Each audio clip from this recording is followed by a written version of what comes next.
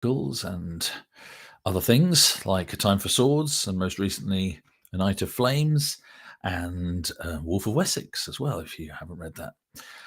Well, it's Friday again. Another week has gone by. I've not been doing any writing this week, but I've been quite busy, been preparing a talk for the Hampshire Writers Society that I'm going to do next week. So I've been preparing that. That always takes a lot longer than I think it will. I think, I could just go along and wing it, but then the reality is that I start getting worried that I haven't got enough prepared, and start preparing slides and all that sort of stuff, and preparing what I'm going to talk about. So I've done a bit of that. Spent a while doing that actually, and sent all the slides off today. And the guy who's organising it got back to me and said, "Wow, you've got some really nice looking slides. Most authors don't have such good slides." So it's good to know that the effort at least paid off in terms of he was impressed. So hopefully people will be pleased with what I've done, and hopefully the talk will go down well. Quite looking forward to going out and talking to people and seeing people face to face, because it's been too long without meeting readers and in this case other writers as well. I suppose there'll be lots of aspiring writers there and people to network with and chat with, so that'll be fun. But yes, I'm looking forward to it. But it's always a slight bit of trepidation when you've got to go and speak to people that you don't know. Although I am speaking right now to whoever's watching this. But anyway, if you're watching this, hello and welcome. And I hope you've had a great week. And I just thought I'd do my usual weekly catch up and sort of say what I've been doing, and just give you a bit of a heads up of where I'm at. Last week I said I was just sort of recovering from COVID, just sort of got over it, still feeling a bit tired then. I think I'm pretty much fully over it now. I'd say maybe feeling a little bit tired. Hello. And seeing people pop in. So yes, feeling a little bit tired still at the end of the day, a bit more than normally would. So where normally I'd sort of feel, I'm a bit tired, but maybe I could, power through and watch a bit more TV or something. Now I'm like, no, I'm just flaking out on the sofa and falling asleep. So yeah, I think that it takes a while for the body to recover from COVID, but still very thankful for the vaccines and for the fact that seem to be over the worst of it and still alive and kicking. So better than many people. And I hope, if you're watching this, I hope you're safe. And if you are suffering with COVID at the moment, I hope it's not too serious and you'll get over it soon. And if you've got any other ailments, I hope you'll feel better soon. So just a quick catch up of what I've been doing, apart from this prep that I said I've been doing for this speech or this talk that I've got to do next week. I had some good news this week. I knew that it was coming because I sold the German rights to the first 3 of the Bernicia Chronicles a long time ago. It seems, I don't know, it probably was over a year ago that it got mentioned for the first time. I feel like I think it was December 2020 or something like that. So it's been so long ago.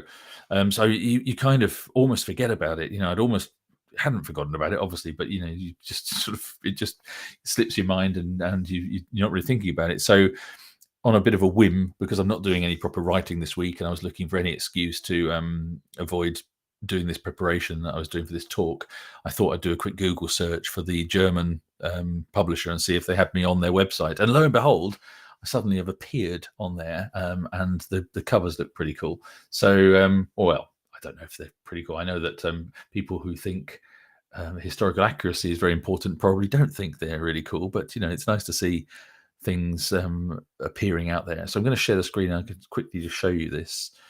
Something I haven't done on here before is sharing my screen, but apparently I can do it. So so here we got this is the Serpent Sword, which I believe the translation is, I don't know how to pronounce German, so Schwert und I suppose. But I like this Die Chroniken von Bernicia. But I think the title is actually Sword and Honor. I think they've gone for, which it's quite interesting. Obviously, not bothered with trying for the alliteration. So it's not out until later in the year. I think it's September, this one. Somewhere. I think it says somewhere. Oh, yeah, here we go at the bottom. So 21st of September. So, yes, the first one's out in September. The second one, The Cross and the Curse, they've actually, I think this does translate to The Cross and something. What does this translate to? Can I do this? Oh, no, I don't know. I had Google Translate on here the other day, but I don't know how to access it now. Anyway, The Cross and something. What's fluch? Anyone? Is it cross and curse? It is. Okay, and then the third one, they've done a real weird translation with this one. So this is Crown and Power, I think.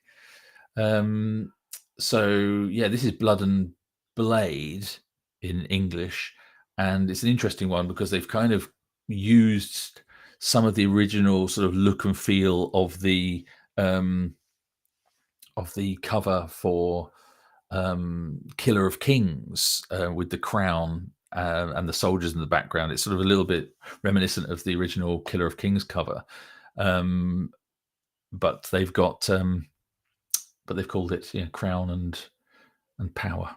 So a bit strange. I don't know what they're going to do when they get to Killer of Kings. They'll call it Killer of Kings, I guess, something else. But yeah, I don't know about the cover. So anyway, it's nice to see some new covers and something a bit different. This one is this is the third one. This was out in January. So the other one, Cross and the Curse, which everyone is telling me is Curse, is out in November. So you've got September, November, January. So every couple of months, these books are coming out. So it'll be interesting to see how well they do. So if you know anyone in Germany, please tell them about the books and if you've enjoyed them. And if you yourself want to read them in German, go off and buy them. They seem to be available for pre-order, I'm guessing, on all these places. And they will definitely be available when they're out. But yeah, it'd be interesting to see if they do well. I'm assuming that I will, or they will then purchase the next books. I'm guessing the next 2 or 3 books in the series if they do well, and that would be fantastic because everybody tells me that the German market is huge and really, a lot of readers. So it is my hope that the books do well, because selling more books is all good. All right, so Sarah is telling me, my goodness, I'm going to have to, here you go. Sarah Sicurello Sorano. I'm just guessing how to pronounce your surname now. Macht means power. So yes, I had done Google Translate on these things first, then I forgot to do it again just to double check. But yeah, and fluch means curse as well. I'm presuming that it's pronounced, I don't know, fluch, I don't know. I don't speak German. So I won't be able to know whether the translation's any good, but still looking forward to seeing the books in the flesh when they come out. In the paper, I guess I should say. And look, I'll share my screen again and show you something else. So yeah, here you can see the audiobook of A Night of Flames is also out with the wonderful Barnaby Edwards reading, as he's read all of my books so far. So I've been very lucky with that. Barnaby's done a fantastic job. And I've spoken to him a few times over the years since he started doing the audiobooks, and he seems like a lovely guy as well. So double whammy. Great guy and a brilliant narrator. So I've only heard the introduction. This is what normally happens with the audiobooks. I only get to hear the same as you guys for free, the little sample that there is there. But if you want to hear a little bit of the sort of introduction for the book with Barnaby reading it, you can just click on the sample there on Audible. There's a link on the YouTube video for this. There's going to be a link to this and also to the German books. So yeah, you can go along and listen to the sample if you like it and you want to hear the whole book, then obviously buy it. But yeah, my experience with all the previous books of Barnaby's done has been great. So I'm sure this will be just the same. It's the longest book that we've done so far. Nearly 19 hours, which is pretty amazing. I actually talked to the publishers about the possibility of me narrating the not the whole book, although I wouldn't mind, but doing the author's note, like the historical note at the end, and reading that and the acknowledgement and narrating that. So that might be something that will happen for the next book that comes out, Forest of Foes. We'll see. I sort of floated that idea, so it'll be interesting to see if that actually pans out and do that. Stop sharing that. So I'm assuming everyone could see that the shared screen thing. That looks pretty good, actually. So I didn't know that it worked so well on using this bit of software. So I might do that in the future. I could do some watching, other videos and do some reactions of videos and things. So that'd be kind of cool. So yes. So Sarah says perfetto.